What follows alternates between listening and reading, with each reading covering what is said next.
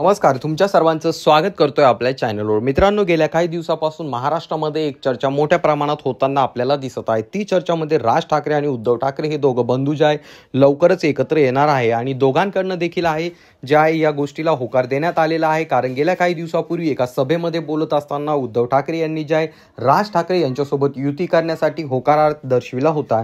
त्याचसोबत राज ठाकरे यांनी देखील एका पत्रकारासोबत बोलत असताना उद्धव ठाकरे यांच्यासोबत आम्ही जाणार आहोत किंवा आमची युती होऊ शकते यावरती बोलत असताना त्यांनी देखील होकार दिला होता।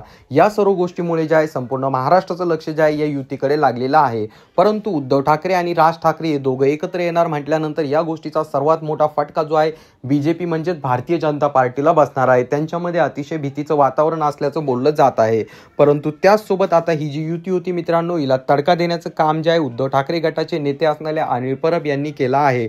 अनिल परब यांना जे आहे एका पत्रकाराने उद्धव ठाकरे व राज ठाकरे एकत्र येणार का याबाबत प्रश्न विचारला असता त्यावरती ते म्हणाले की ते दोघं जण जे आहेत ते कन्फर्म एकत्र येणार आहेत। कारण उद्धव ठाकरे यांनी जे आहे बोलत असताना अगोदरच ते त्यांची इच्छा आहे की राज ठाकरे यांच्यासोबत युती करायची, तर त्यांनी होकार दर्शविलेला आहे।